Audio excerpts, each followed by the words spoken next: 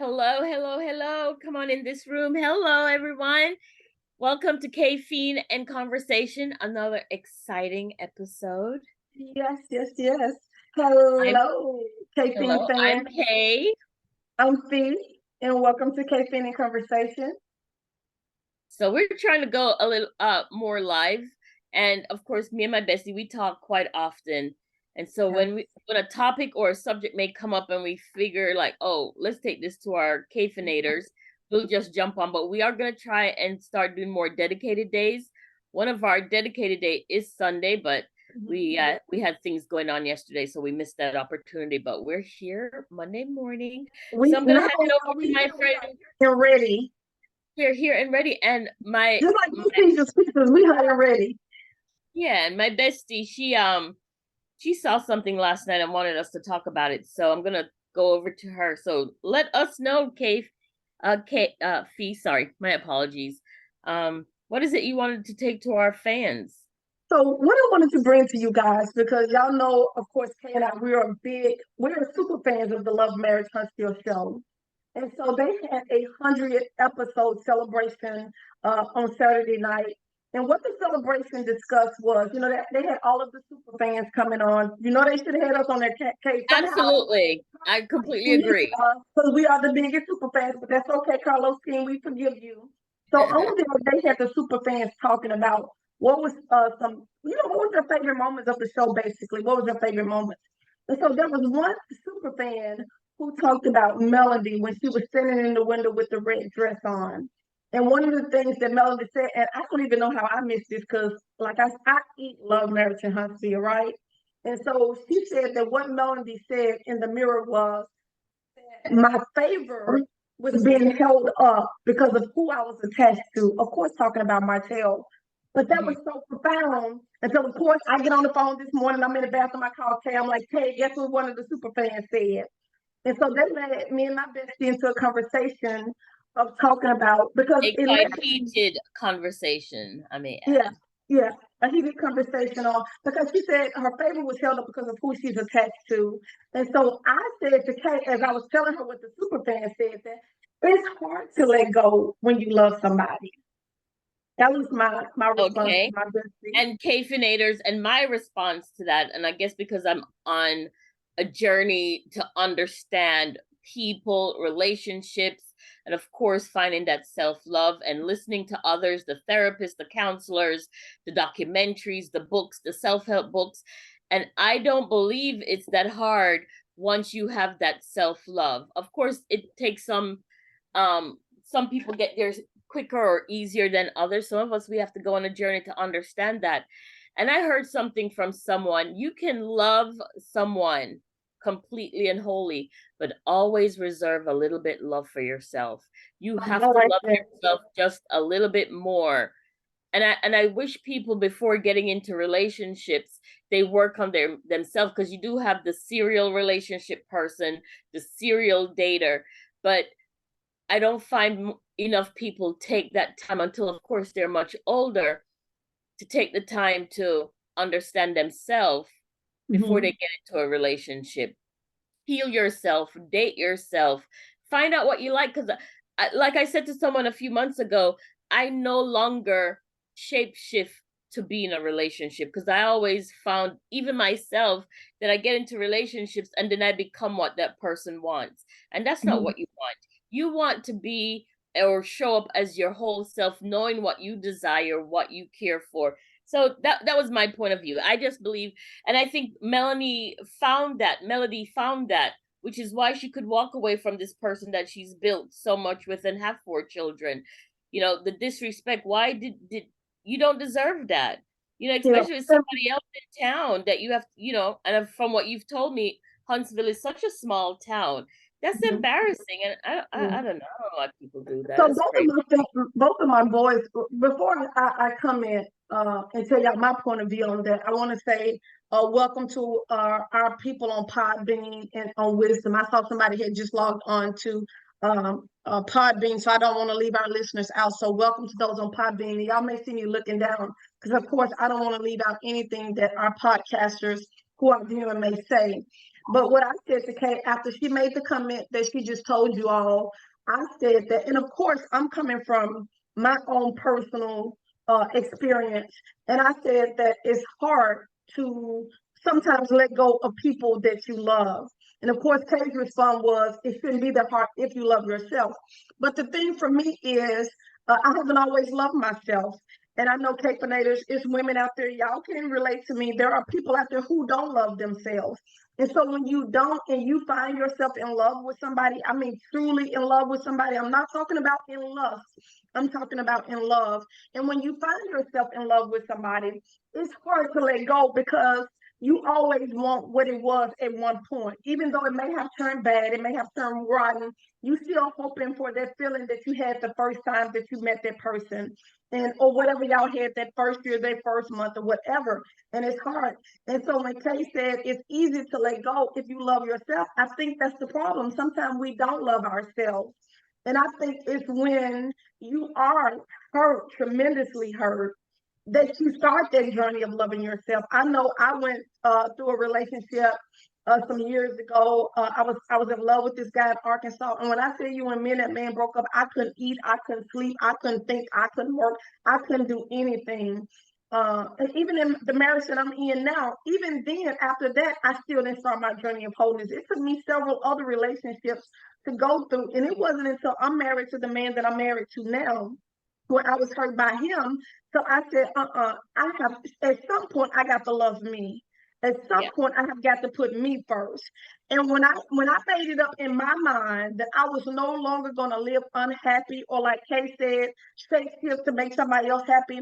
When I did that and I stood down 10 times on that, of course, my life became happier, but my relationship became better because he saw he couldn't just do anything he wanted to do. But the first 10 years of my marriage with the husband, and I have a phenomenal husband now, but he hasn't always been that way. But it wasn't until I decided to love Fee for once. You know, I've always loved everybody else. I've always put everybody first. And it wasn't until but it took a situation, for that to happen. Okay, that's what I meant by that. It took a situation. I don't think we just always love ourselves. And we don't, Like especially me. if I was having this conversation with my mom yesterday. My mom has been experiencing some health issues the last past week, and she's 83, and my mom don't apologize for anything. And yesterday she actually, she said, I may not have always done things correctly, but I did my best. And like I said to her, we all operate from a position of our experiences. And I said, Mm-hmm. and that's okay. I think the damage, especially with some parents, is when they don't acknowledge that, well, I just did the best I could. Sometimes when your children become older, they just want to hear, I know I didn't get it right. I did the Yeah. best I could. And if I hurt you, I apologize. I'm sorry. We're not looking for you to fix it, but we're just looking for some acknowledgement that, okay, maybe I didn't get it right, but I'm here now. I apologize. And I can't change, your parents can't change what they did, but it all starts from there. If you're not receiving that, and which is what we spoke about on Friday, I believe that children need both parents. Especially for girls, you need your dad, because you need to know how a man should treat you. And if your dad doesn't treat you well, and you're seeing the craziness in the household, Mm-hmm. you're going to gravitate to that because that's what's familiar. And Mm-hmm. you think that's how everybody else is. Just like when you hear people talk about being abused at home, they thought that's what was happening in everyone else's home, so they don't say anything when the abuse is going on. So it's not Mm-hmm. until you get old and you get out there in the world, and you meet different people in your life, that you realize, okay, well, not everybody else was living that way. There is something different. And like I Mm-hmm. said to my mom yesterday, it's hard to want something different when you don't know that there's something different out there. You have to True. go on that journey, and sometimes it does take, you know being an adult and going through a few relationships until you realize, this isn't it. Like, I was saying to her yesterday, you're always telling me that I need to get out there and date. And I'm like, and I've told my bestie this many times, I don't even feel confident enough to date. Because I don't even know what I want. I don't even know what I'm looking for. And it's not until I did the work and went on this personal journey myself that I understood, okay, it is okay to ask for things, especially coming from the household I did, you know, a Caribbean household, a Black household, and You do something wrong, go to your room, be quiet, shut up. Now you're an adult. After that's been drummed into you to be quiet, shut up, go to your room. How can you then now go into a boardroom and then ask for what you want when all along you've been beaten down to be quiet, shut up, don't say anything, and you shrink into the wall? So a lot of that play a part, you know what I mean? Yeah. So that was my a lot of healing and a lot of self-help books and a lot of documentaries that you have watched. What does love look like to you now?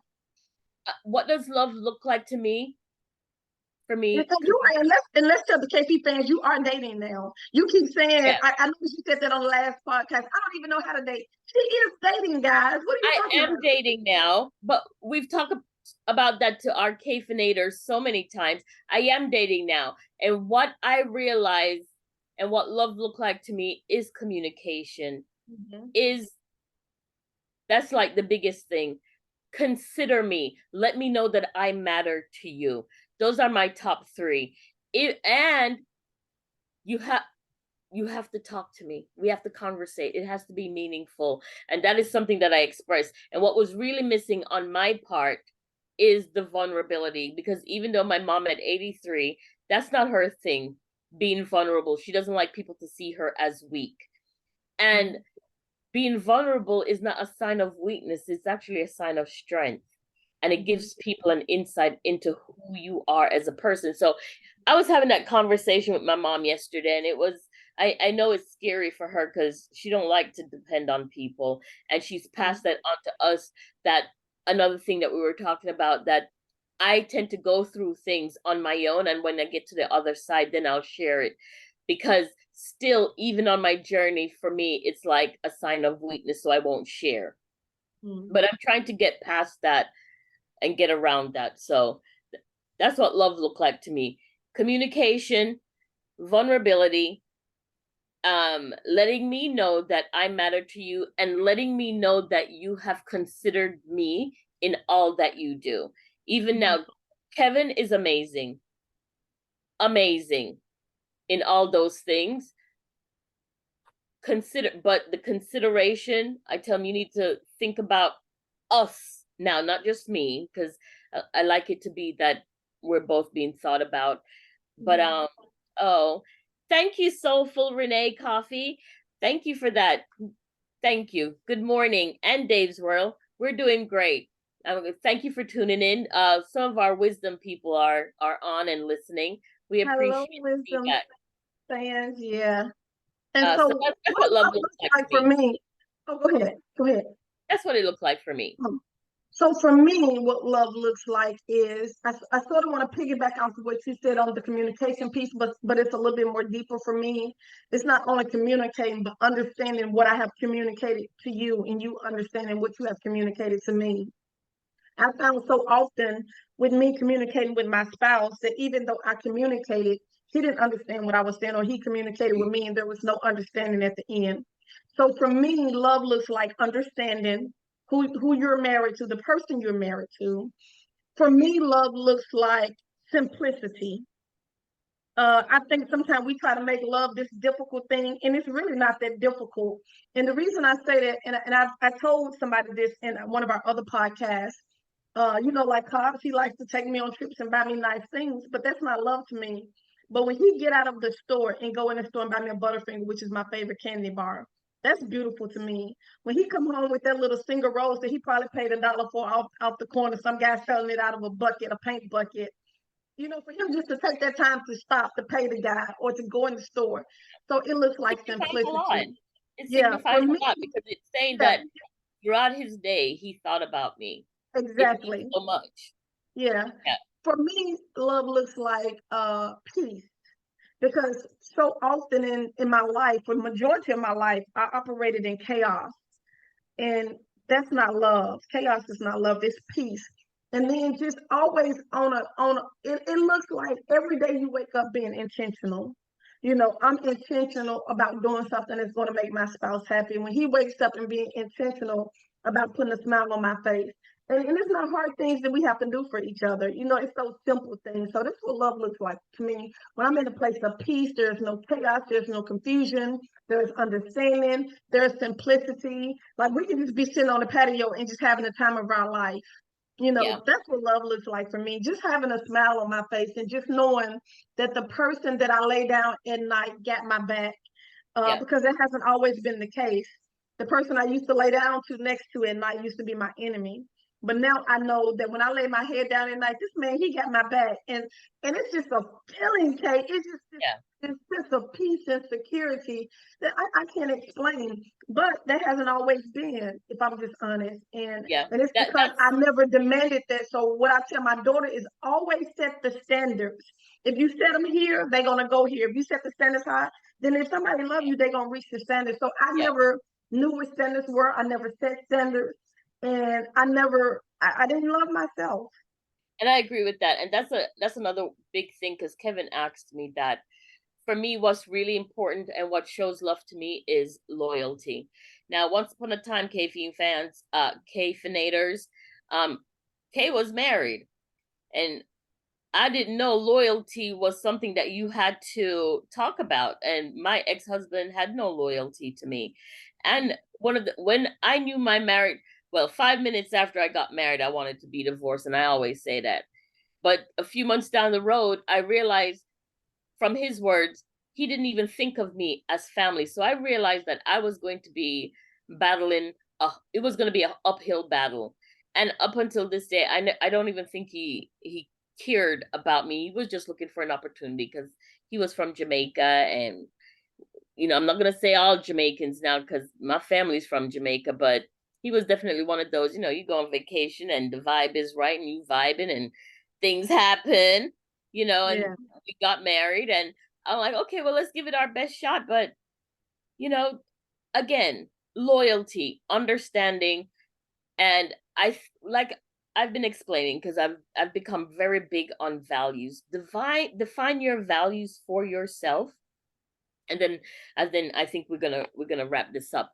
Define your own values, and when you know what your values are and you understand your self-worth, you mm-hmm. can you can spot the time wasters a mile away. I'm not saying, I think the new generation now, you have a sneaky link, but if you want to grow with someone and build something with someone, and I think that is so beautiful that you create things with your partner and then you can look back and see that there was love and mutual respect between us and look what we've created, you know you won't waste your time. Yeah. And then and to piggyback one more time off of what I said about the understanding, and I want to say this very quick example before we close out. Understanding the person. And Hmm. the reason I say that is because the way a person loves you may not be how you perceive Hmm. love, but doesn't mean that they don't love you. That's Yeah, just all they know. And sometimes our background, how we were raised, plays a critical for part sure, in how for we function sure. now as adults. And the reason I said that my best, not my best friend, a very good friend of mine who passed away a couple of years ago, her son called me on last night, and he kept saying repeatedly to me, I've never been happy. Nobody loves me. Nobody loves me. And I said, why do you keep saying that? I said, but why do you say they don't love you? Because maybe they do love you, just not the way you perceive them to love you. Yeah. And I gave him the example about my husband's dad. He grew up and his daddy never communicated with him. And so when I first met my husband, his dad called him on the phone and he didn't know who his dad was on the phone. And so when Mm, he ended the phone call, I said, how is it that you didn't know that that was your dad calling yeah, you? He said, number one, my dad never called me, and I have grew up my whole life with my dad never communicating with us. He would yeah, whoop us if we get in trouble, but he didn't communicate it. And I'm like, oh my. And I was saying to myself, did he even love y'all? yeah. Me and my husband, we just having real conversation. He said, yeah, because he kept a roof over our head. He made sure the bills was paid. He made sure we went to school. Exactly. And he said, and I knew for a fact, even though he never told us, even though he didn't communicate with us, Yeah, we knew our dad loved us. And yeah. so that's what love looked like for their dad. You see where I'm coming from? And so I had to explain that to my friend son last night when we were having that conversation. So when you understand the person, they love you in the way they know how to love. I agree. But and I wish people, and this is my thing, I don't have children. And I've always told you over the years, I was scared to have children because I knew my own shortcomings. And Mhm. you're going to operate from a position of what you know. And I didn't want to affect any child that way. And of course, by the time you figured out your own trauma and sort that out, your sell by date has passed, as well as you haven't even found someone that you were wanting to procreate with. And I hope people take having children just a little bit more serious as we move Yeah. on, especially in light of what's going on in the world.